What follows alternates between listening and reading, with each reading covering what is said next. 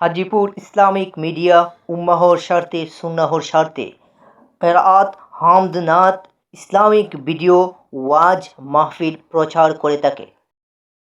الحمد لله الذي جعل الشمس والقمر حسبان والنجم والشجر يسجدان وفضل زمانا على زمان كما فضل مكانا على مكان وإنسانا على إنسان ونشهد أن سيدنا وسندنا وحبيبنا وحبيب طبيبنا وحبيب طبيبنا وطبيب قلوبنا ومولانا محمد ومولانا محمدا عبده ورسوله الذي يرسل إلى الناس كافة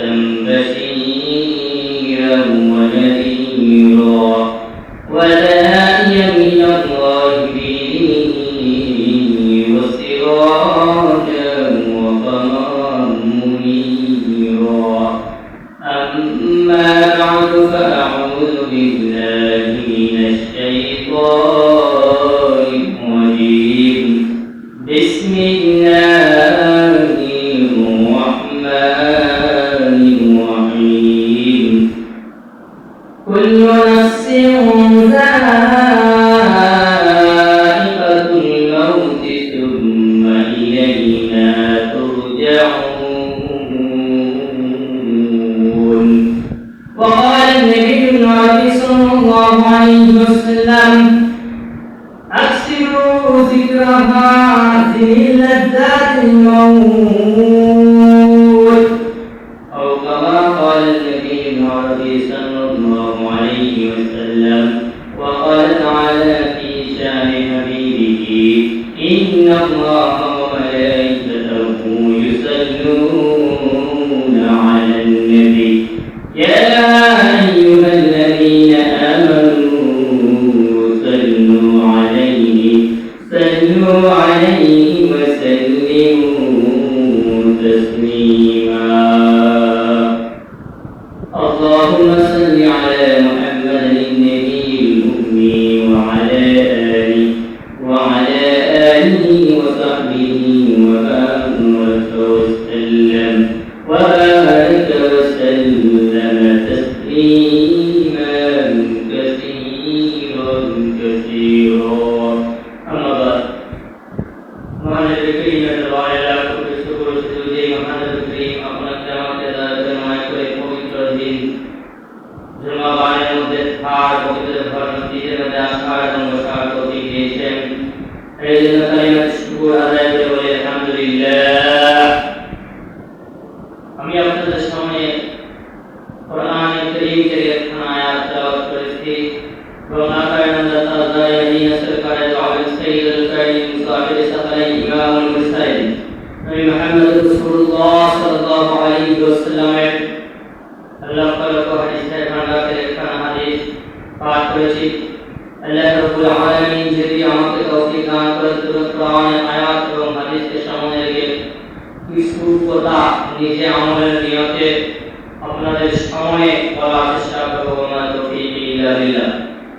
আমার তেলাওয়াত কি আয়াতের মধ্যে মহানের বিক্রিম বলেন কুল্লু নাফসিন যায়িকাতুল মাউত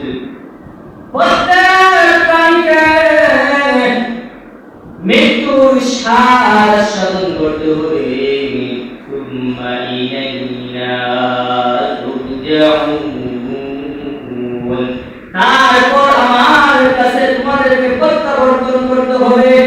আল্লাহ রাব্বুল আলামিন এই আয়াত মুহাম্মদ রাসূলুল্লাহ সাল্লাল্লাহু আলাইহি ওয়াসাল্লামের উপর নাযিল করিয়া নবীকে বলেন হে নবী আপনি জানেন প্রতিটি মানুষকে তুষার করতে হবে। মোটা যার ভিতরে প্রাণ আছে তাকেও মৃত্যু সারা করতে হবে। আমরা দেখি আমার পূর্বে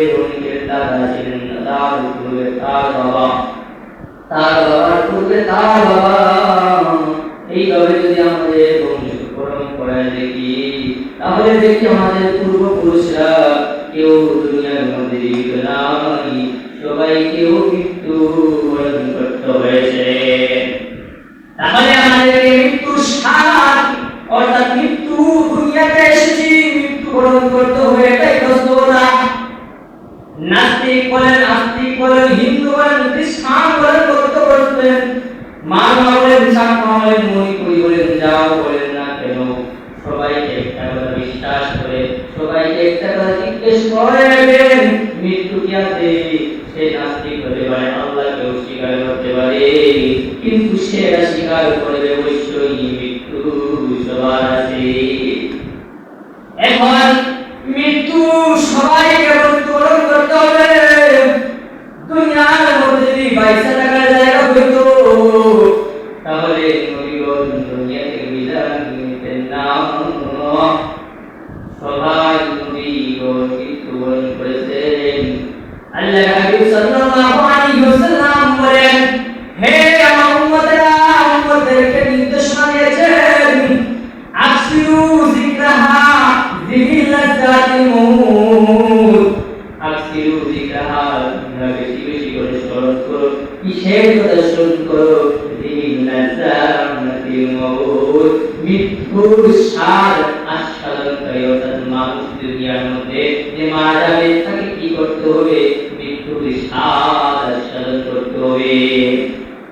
অর্থাৎ দুনিয়ার মধ্যে যা তার স্বাদ আছে, এই স্বাদ মৃত্যুর কারণে সব শেষ। কবরের মধ্যে সবাইকে দেখতে হবে। আপনাকে মানুষকে যদি পুড়িয়ে দেওয়া হয়, পুড়িয়ে তাই করে দেওয়া হয়, তারপরেও তাকে আল্লাহর দরবারে দাঁড়াতে হবে। আল্লাহ হাবিব সাল্লাল্লাহু আলাইহি ওয়াসাল্লাম, তিনি ছিলেন আল্লাহর প্রিয় হাবিব, তাকেও কি করতে হয়েছে? মৃত্যুবরণ করতে হয়েছে।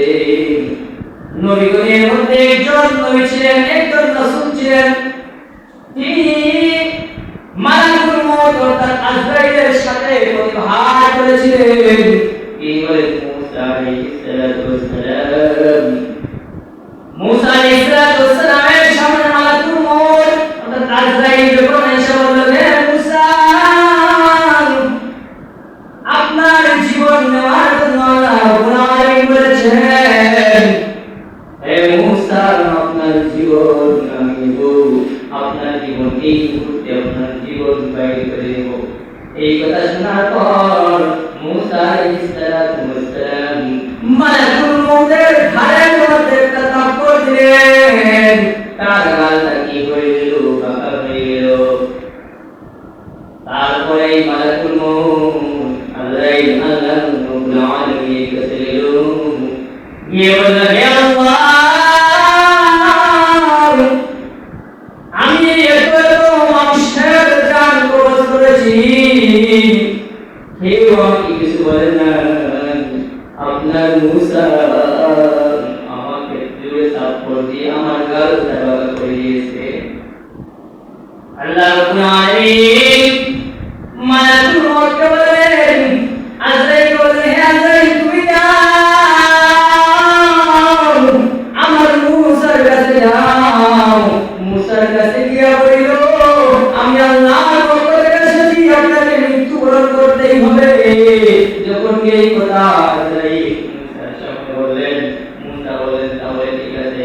মুসার কাছে প্রস্তাব দিলেন, আল্লাহর পক্ষ থেকে মালাকুল মউত আজরাইল প্রস্তাব দিলেন, তুমি মুসাকে গিয়ে বলো, মুসার হায়াত বাড়িয়ে দেওয়া যেতে পারে, কিন্তু তাকে মৃত্যুর স্বাদ আস্বাদন করতেই হবে। এই কথা যখন মুসা আলাইহিস সালাতু ওয়াস সালামের সামনে আল্লাহ রাব্বুল আলামিন নিহিত ফিরিস্তা মালাকুল মউত, তিনি বললেন, আপনাকে মৃত্যুবরণ করতে হবে, আজ না হয় কাল। এই কথা শোনার পর মুসা আলাইহিস সালাতু ওয়াস সালাম মালাকুল মউত আজরাইলকে বললেন, হে আমার ভাই আজরাইল,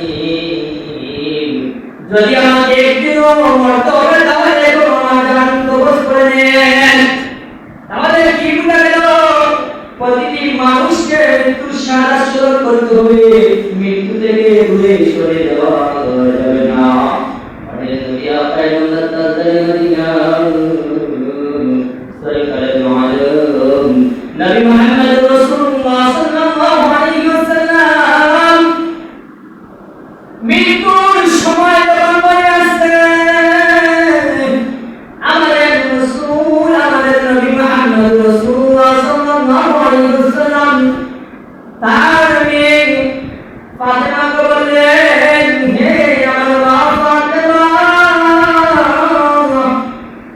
দরজাটা খুলে দাও, মালাকুল মউত আজরাইল আসছে আমার জান কবুল করার জন্য।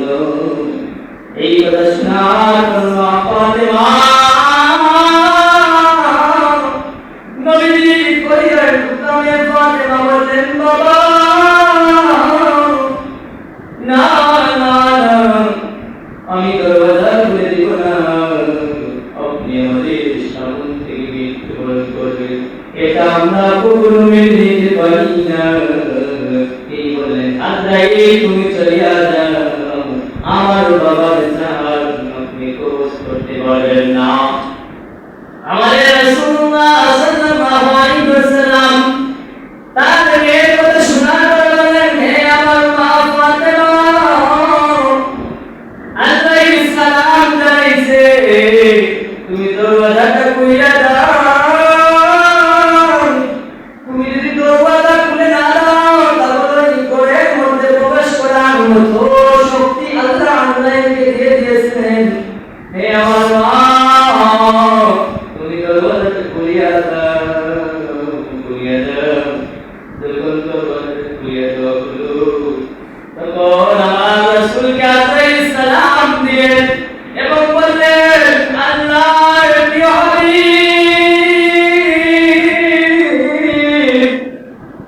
আল্লাহর প্রিয় হাবিব সাল্লাল্লাহু আলাইহি ওয়াসাল্লাম, আল্লাহ আপনাকে সালাম জানাইছেন। আর আল্লাহ বলছেন, আপনি আল্লাহর সাথে মুলাকাত করার জন্য প্রস্তুত কিনা।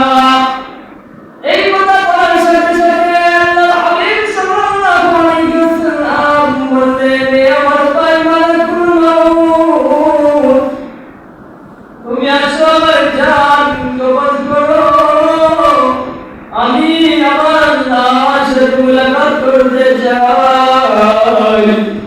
এই কথা বলার সময় নবীজির সামনে আসতেন আয়েশা মৃত্যুর সময় নবীজি তখন বললেন, মৃত্যু কি এত কষ্ট, এত কষ্ট। যেই নবীকে সৃষ্টি না করলে আল্লাহ রাব্বুল আলামিন উঠান দুনিয়া সৃষ্টি করতেন না। এই নবী মৃত্যুর সময় বলতেছেন, আরে মৃত্যু কত না কষ্ট, কত না কষ্ট। যে ব্যক্তি মুমিন, তার জান যখন কবজ করা হয় তখন তার কষ্ট তেমন হয় না। আর যে বেঈমান মুনাফিক, তার জান এইভাবে কবজ করা হয়। একটা জীবিত ছাগলকে যখন তার শরীর থেকে চামড়া টেনে টেনে আলাদা করা হয়, এই ছাগলের যেই পরিমাণ কষ্ট হয়, এই পরিমাণ কষ্ট বেঈমান বান্দাটার হয়। আমার রাসূলের তো এত কষ্ট হয় না, তারপরেও আমার রাসূল বলেছেন, মৃত্যু কি এত কষ্ট, এত কষ্ট। তাহলে বুঝুন, রাসূল যদি এই কথা বলেন, আমাদের অবস্থা কেমন হবে। আমরা তো রাসূলের উম্মত।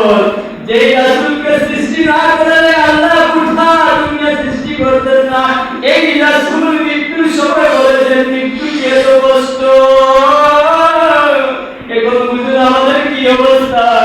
আর এই জন্য রাসূল বলেছেন, আকসিরু যিকরা হাযিহিল লাযাতিল মউত, তোমরা বেশি বেশি করে স্মরণ করো। কিসেকে স্মরণ করো? মৃত্যু। যেই মৃত্যু তোমার স্বাদ বিনষ্ট করে দেবে, জীবনের স্বাদ বিনষ্ট করে দেবে, এই মৃত্যুকে তুমি বেশি বেশি করে স্মরণ করো। আল্লাহর হাদিসে আছে, রাসূলুল্লাহ সাল্লাল্লাহু আলাইহি ওয়াসাল্লাম বলেছেন, যে ব্যক্তি প্রতিদিন 20 বার মৃত্যুর কথা স্মরণ করবে, সেই ব্যক্তি শহীদের মর্যাদা লাভ করবে। এবং বলুন, যে ব্যক্তি মৃত্যুর কথা 1 বার 2 বার 3 বার স্মরণ করে, তার অবস্থা কেমন হয়? সে কি কখনো গুনাহর দ্বারে কাছে যেতে পারে? মৃত্যুর ভয় ঝাড় ভিতরের মধ্যে ঢুকে যাবে, সে তো কোনো গুনাহর দ্বারে কাছে যাইবে না। এই জন্য 20 বার যে ব্যক্তি প্রতিদিন 20 বার মৃত্যুর কথা স্মরণ করবে তার আর গুনাহ থেকে বাঁচা একদম সহজ হয়ে যাবে। মানুষ যখন পাপাচারের পথে লিপ্ত হতে চেষ্টা করে, এই অবস্থায় যদি সে মৃত্যুর কথা স্মরণ করে, বলুন তো সে কি তখন এই পাপটা করবে? না না, সে তখন এই পাপটা আর করতে পারবে না। এই জন্য আল্লাহ রাসূল সাল্লাল্লাহু আলাইহি ওয়াসাল্লাম বলেছেন, আকসিরু যিকরা হাযিহিল লাযযাতিল মাউত। তোমরা সাত বিনষ্টকারী মৃত্যুকে বেশি বেশি করে স্মরণ করো। এই জন্য আমাদেরকে মৃত্যুর কথা স্মরণ করতে হবে। দুনিয়ার মধ্যে রাজা বাদশা গঞ্জির মজা কেউ আছে যে বলতে পারে আমাকে মৃত্যু বরণ করতে হবে না। আস্তিক নাস্তিক সবাই এই কথা বলে বিশ্বাস করে একদিন দুনিয়া থেকে তাকে চলে যেতে হবে ভাই। এই জন্য মৃত্যুর কথা আমাদেরকে স্মরণ করতে হবে। এখন মৃত্যু কোন সময় আপনার ভালো হবে? যদি আপনি জীবন গঠন করে ভালো এমন জীবন তুমি করবে গঠন, মরিলে হাসিবে তুমি কাঁদিবে ভুবন। এমন জীবন তুমি করবে গঠন, মরিলে হাসিবে তুমি কাঁদিবে ভুবন। এমন জীবন তুমি করোনা জীবন, মরিলে কাঁদিবে তুমি হাসিবে ভুবন। আমরা জানি কোন নেতার বান্দা যখন মারা যায় তখন এই নেতার বান্দার জন্য মানুষ আফসোস করে, হায় ও ওলি মারা গেছে, ও ওলি মারা গেছে, কেমন ভালো লোকটা ছিল। আর কোন বলকার ব্যক্তি যখন মারা যায় তার অবস্থা এমন ভয়াবহ অবস্থা হয়, মানুষ বলছে ওই ব্যক্তিটা মরছে, মানুষ আবার আপদ বিদায় হয়েছে, মানুষের কষ্ট দূর হয়েছে। এই জন্য ভাই জীবন গ্রহণ করতে হবে, এমন জীবন আমাকে গ্রহণ করতে হবে যে জীবন গ্রহণ করার কারণে আমাকে মৃত্যু বরণ করার কারণে হাসি হাসি মৃত্যু হবে। আর এমন জীবন গ্রহণ করা যাবে না যে মৃত্যুর কারণে মানুষ হাসবে আর আমাকে কাঁদতে হবে।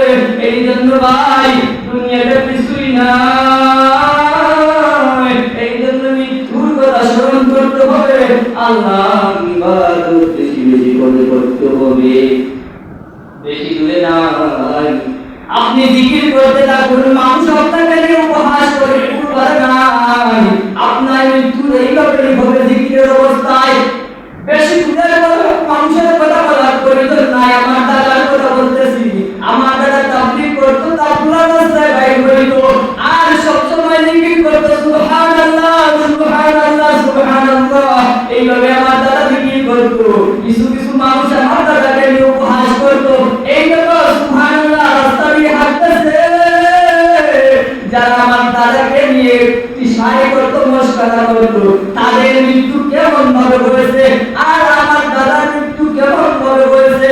দাদা এখন সরকারের অবস্থায়, দাদা আমার ফুফু আমার দাদি আমার মায়েরকে বলে, হে আমার মা, আমার স্ত্রী আমার দাদিকে বলে, তোমরা দরজা খুলে দাও, আমার মেহমান আসবে, মেহমান আসবে আমাকে দেখার জন্য, দরজা খুলে দাও। দাদা তোমাদের মধ্যে কালেমা দাঁড়ি জিকির দাঁড়ি সুবহানাল্লাহ দাঁড়ি, এই যারা জিকির করছিল মশকরা করছিল সুবহানাল্লাহ নিয়ে হাইটা লেগেছে, তাদের মৃত্যু কেমন ভালো হয়েছে। আর আমার দাদা সুবহানাল্লাহ সুবহানাল্লাহ বলে জিকির করতো, তার মৃত্যু কেমন ভালো হয়েছে। এইটা বুঝেন, বেশি দূরে কেন যাবেন? এই জন্য দুনিয়ার মধ্যে যদি আপনি জিকির করেন, আমল করেন, আমলের অবস্থায় আপনার মৃত্যু হবে। আর যদি কথা আমল করেন, গুনাহ করেন, এই গুনাহের অবস্থায় আপনার মৃত্যু হবে। এই জন্য ভাই যদিও দিতে আমরা মাফ করতে পারি, গুনাহ করতে পারি, আল্লাহর কাছে তওবা করব, আল্লাহ আমাদেরকে মাফ করে দিবেন। আল্লাহ রাব্বুল আলামিন বলেন, لا تقنطوا من رحمة الله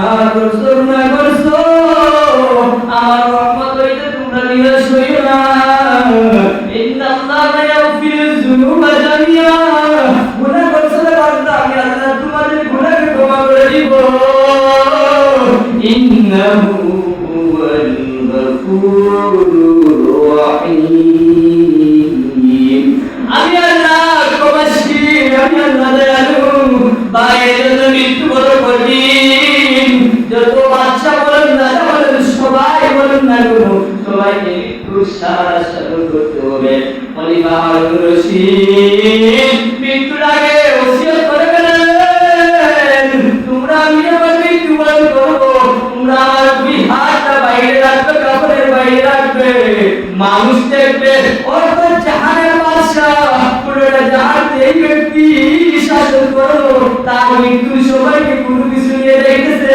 না না না এই সময় আমার হাতটা খালি দেখবে তখন তারা বুঝতে পারবে মৃত্যুর সময় কোনো কিছু নিয়ে যাওয়া যায় না এই জন্য ভাই দুনিয়ার মধ্যে সম্পদ আপনি কামানোর জন্য যত বাবাজারি করুন না কেন যা কিছু করুন না কেন এই জবাব আপনাকে দিতে হবে আপনার সন্তান এই জবাব দিবে না আপনি চুরি করে ডাকাতি করে সুদ খেয়ে ঘুষ খেয়ে এই সামানা এই সম্পত্তি এই অর্থ আপনার সন্তানের পিছনে খরচ করতেছেন আপনার স্ত্রীর পিছনে খরচ করতেছেন আপনার পরিবারের সদস্যদের পিছনে খরচ করতেছেন একবার জিজ্ঞেস করে দেখেন আমি যে পাপ করেছি এই পাপের ফল কি তোমরা বহন করবা না না তখন তারা একটি জবাব দিবে আমরা তোমার এই পাপ বহন করব না তাহলে দুনিয়ার মধ্যে তো পাওয়া সার এত সুদ আপনি খাইলেন ঘুষ খাইলেন হারাম খাইলেন চুরি করলেন মানুষের সাথে অত্যাচার করলেন জুলুম করলেন যাদেরকে জুলুম করে আইনা খাওয়াইলেন তারা আপনার গুনাহ বহন করবে না এই জন্য ভাই মৃত্যু একদিন আমাদের হবেই হবে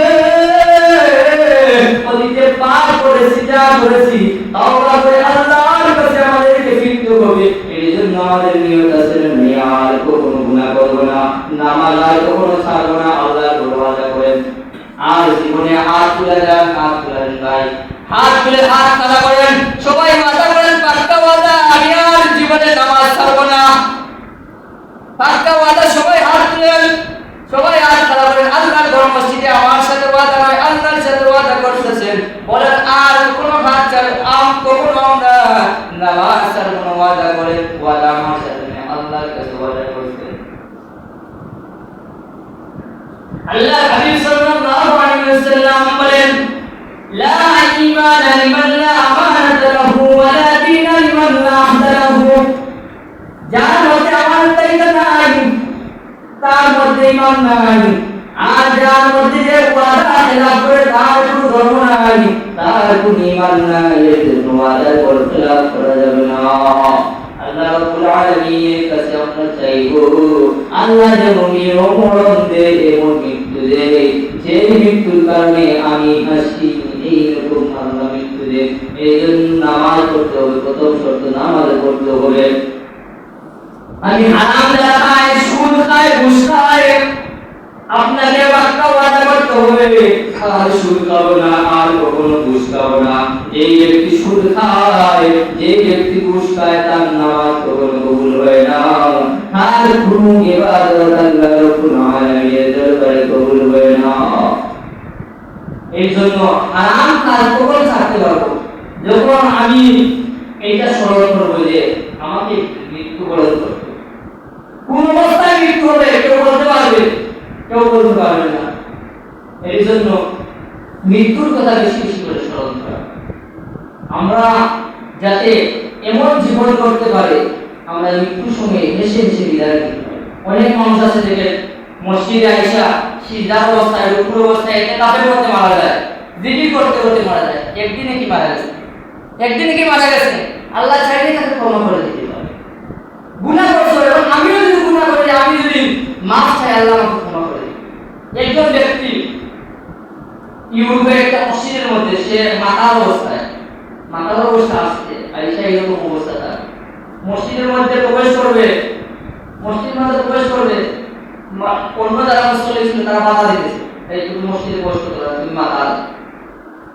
সে তো আর গোসল করে আছে, মাতাল, এটা তো আর 100 রয়েছে, মদের 100 টাকার মধ্যে রয়েছে, কিন্তু সে কিন্তু মাতাল অবস্থায় আসতেছে, তার সে ধাক্কা করতে, সে ধাক্কা কি করতেছে, মসজিদের মধ্যে ঢুকতে আমরা বাধা দিতেছি। এই অবস্থা দেখে ইমাম সাহেব উনি কি করলেন, ওই মুসল্লিদেরকে সরিয়ে দিলেন এবং বললেন, আসো তুমি আমার সাথে নামাজ পড়বে। তো নামাজ পড়বো কিভাবে পড়বে? সে ওযু করে, ইমাম সাহেব দেখাইলেন, সে ওযু করবে। যখন সে কি করবে, নামাজ পড়বে, নামাজ তো তার জানা নেই, ওযু জানা নেই, নামাজ পড়বে জানবে। এটা ইমাম সাহেব তার সাথে বলেন, আসো 2 রাকাত নামাজ পড়ি, এরকম অবস্থা নামাজ পড়বে। সে পড়ার পরে নামাজে ইমাম সাহেব তা বলতেছেন, সে তার সাথে তা বলতেছে, রুকু গেছে, সিজদা যখন গেছে, প্রথম সিজদা গেছে, যাওয়ার পর আর উঠে না। ইমাম সাহেব তো উনি 2 রাকাত পড়বে, উনি 2 রাকাত পড়ে গেছে।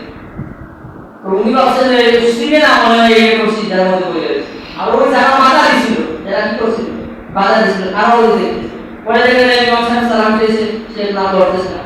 ওই যারা বাধা দিচ্ছিল তাকে, মসজিদে প্রবেশ করতে বাধা দিছিল, তারা তাকে একটু ধাক্কা দিয়েছে, ধাক্কা দিয়ে পড়ে গেছে। এই ব্যক্তির মৃত্যু কোথায় হয়েছে? সিজদার মধ্যে হয়েছে। কিভাবে হয়েছে বলুন? এই মাতাল ব্যক্তি আল্লাহর কাছে মাফ চেয়েছিল, আল্লাহ তাকে মাফ করে দিয়েছে, এই জন্য তার মৃত্যু মসজিদ, আল্লাহর মসজিদে হয়েছে, সিজদা অবস্থায়। এই জন্য আমরা আল্লাহর কাছে ক্ষমা প্রার্থনা করি, আল্লাহ রাব্বুল আলামিন যেন আমাদেরকে মৃত্যুকে বেশি বেশি করে স্মরণ করার তৌফিক দান করেন। আলহামদুলিল্লাহি রাব্বিল আলামিন।